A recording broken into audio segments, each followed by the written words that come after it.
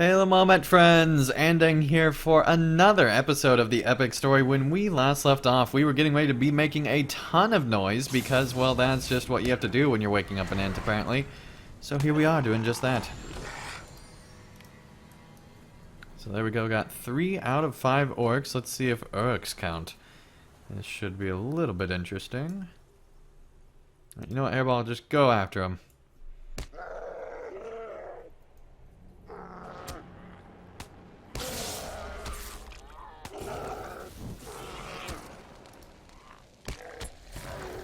Go, lots of fire, always good as a lore master.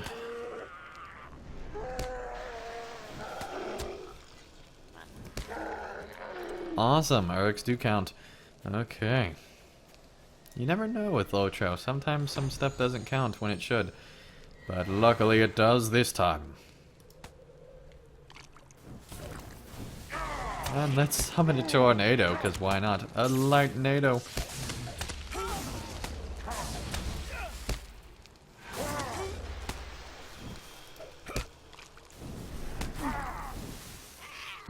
Nearly have him. Whoa. There we go. Alright, that is 5 out of 5. Time to go talk with Leaflock once more. In the Bearwood, of course. So let's go on our way. Like the true kind of sort of adventurers we are. Now, we are seasoned veterans of over 2 volumes of the epic story. There's nothing standing in our way, of course. Except for all these trees. And rocks and everything that's on the forest floor here. But other than that, we're good.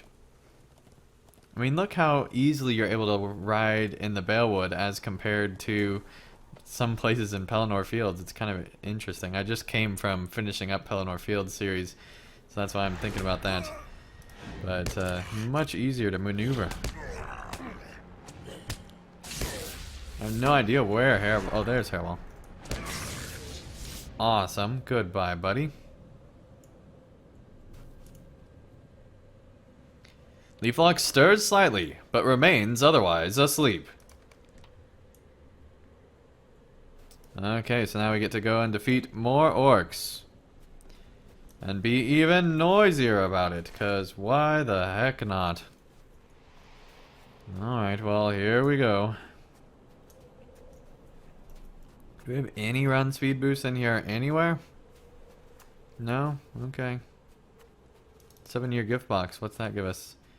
Another sturdy steelbound key, a shield, and some fireworks. Well, that came in handy. Not really. Alright. So I think we're definitely far enough in here.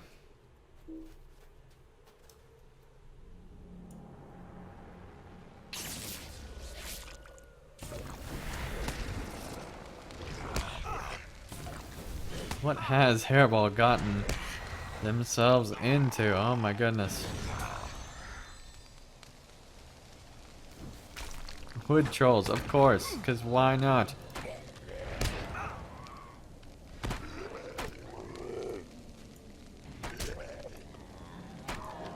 Let's just summon a tornado on them and see if that changes their opinion. There we go. Time for another orc.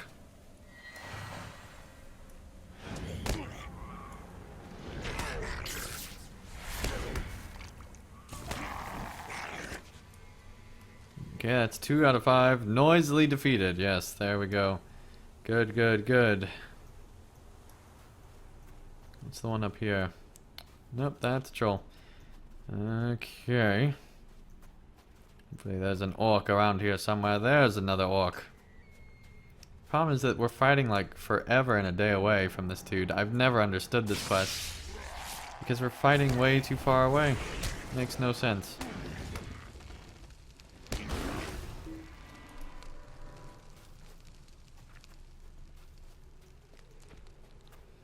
Unless Ints have like excessively good hearing. What if elves have better hearing? So to the elf this sounds like super noisy, but the Int just doesn't hear anything. That would be kind of funny.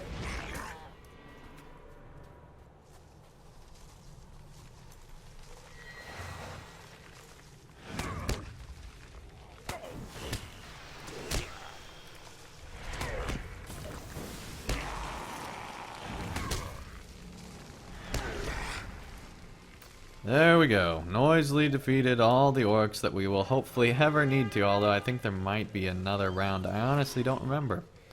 But we are going to find out, and dang it. Oh, that's a mob.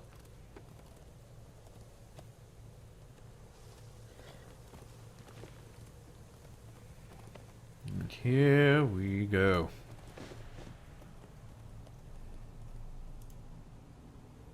A sighing sound escapes from somewhere within the cracks of Leaflock's weathered face, but you see no other sign of wakefulness. Maybe that's what it normally looks like. How do we know how awake they are? This is proving more difficult than I expected. Noted, elf. Cordain thinks for a moment. Perhaps the danger and the noise is too far away, oh, you think, to draw Leaflock's attention. Go to Nerzum's Wrath and defeat some orcs of the White Hand. Bring some of the equipment to Leaflock and see if that will stir him to wakefulness. Yeah, now you get a somewhat decent idea. Honestly, I feel like we're being used here.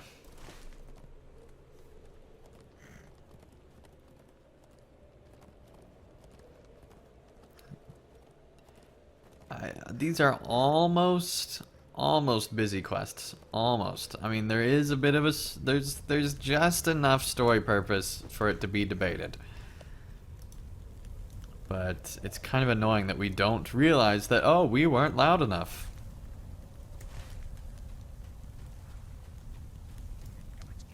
But that's what happens when you take advice from an elf, I suppose. Oh yeah, good job, Hairball. Let's just go after it.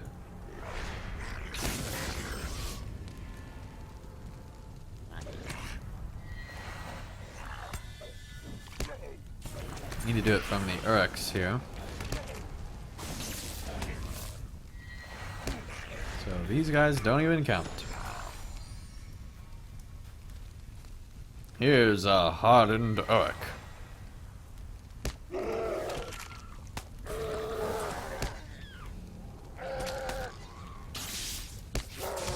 Hey now, just because I do more damage doesn't mean you need to target me.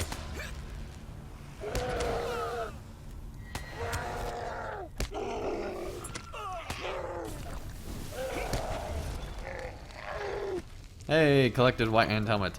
Okay, time to go on to the next Uruk.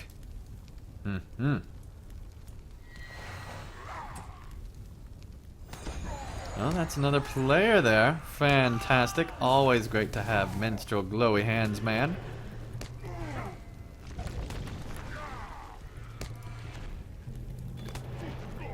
There we go. Collected the white hand stuff. Now we can go back to Mr. Ant-Man and hopefully find out what is needing to be done next. Yeah, so, you know, really Saruman is not thoughting this all the way through. Because, you know, yes, he has Nerzum, and, you know, that's good and all. But his orcs are being killed more, I think, than the Rohirrim are by this cold. I mean, it's just not a good time for them. Not to mention making the forest angry. I mean, not a good plan, Saruman. Not a good plan at all. When you really sit down and think about it. I mean, yes, you're destroying Rohan, but what else are you really destroying, you know? Alright, let's talk, buddy. Why do you wake Leaflock? I don't know, I haven't done it yet, so just hang in there, buddy. The announcer guy has to read. Some people actually do read the quest text. I know it's surprising for an int who is never hasty, but this time, you were a little bit hasty. Gotta be honest, that is the first time an int has ever been that way. But let's go ahead and find out what's going on. You hold up the blade and helmet, bearing the mark of the White Hand. For long moments it seems nothing will happen, until finally Leaflock's eyes swivels open and fixes upon the orc weapons, because your normal weapons clearly would not work. Haroom, Baroom. Why do you repeat the voiceover from before?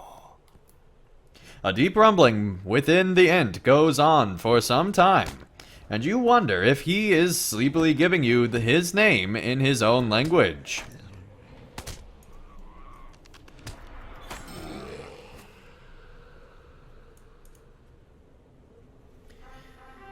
You explain to Leaflock that Wildermore is held in the grip of an unnatural winter, and is at the mercy of a giant called Nerzum. The sighing of the wind through the branches in Leaflock's only response for many minutes. Then a rumbling sound slowly separates from the sound of the sleeping forest, and you realize he speaks again. You use small names for big things, little one. Somewhere snow falls. Oh. No, that's correct. Somewhere snow falls from an upper branch and lands with a soft sound onto a drift. Wildermore. Haloom. It is not a name I know.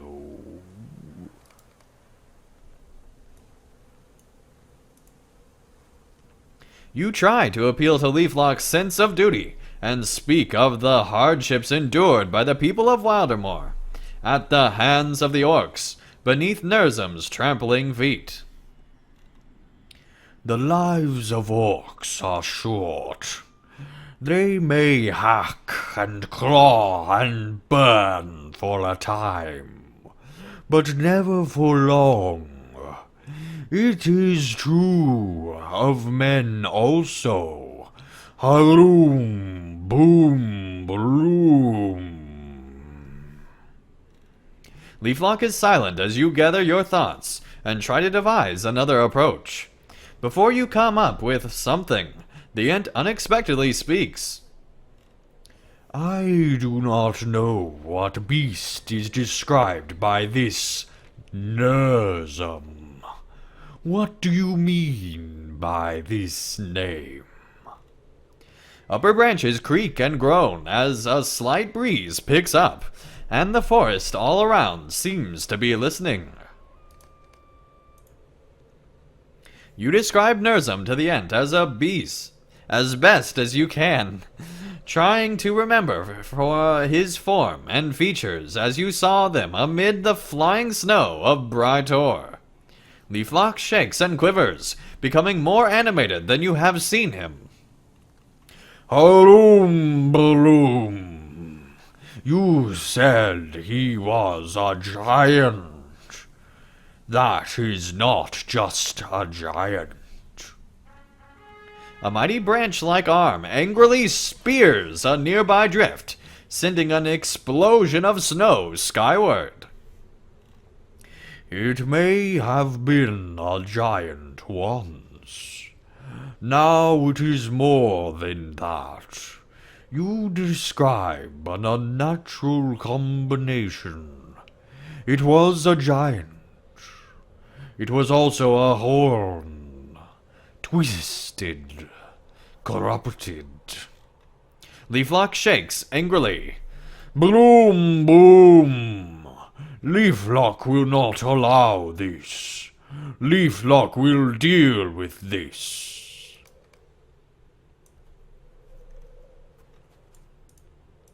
An Ent can be truly frightening when he is roused. Look at that, Stuffding. An Ent can be truly frightening when he is roused. That's a famous elf saying. I do not know what Leaflock will do about Nerzum, but this is better than I had hoped we could achieve. I will meet you back at Nona's cave, Stuffding. I want to speak with Leaflock for a short while, if I may. Alright, you have fun with your Ent speak.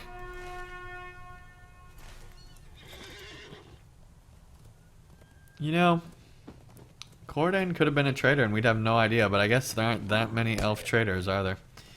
At least in this time in Middle-earth. Okay, let's make our way on back.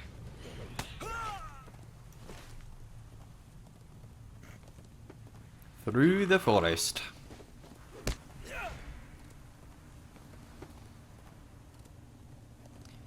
And so we have to go all the way back to the cave, but that's okay. We are nearing kind of, sort of, maybe, possibly, perhaps, the end of this book. We still have a few chapters. I know it goes to at least 17. I don't remember if it goes beyond that or not. But we do have a bit more to go here. And I don't think I'm going the right way, but hopefully that's okay. I don't know. I think I definitely should have gone up instead of down. And I'm now regretting that.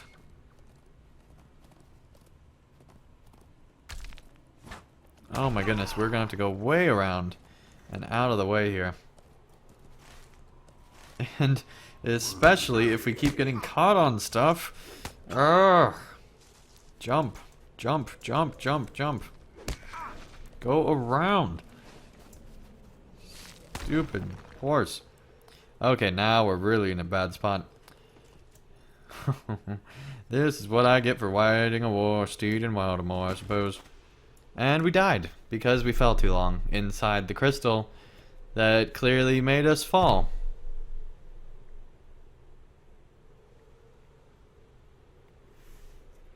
Incredibly upsetting there.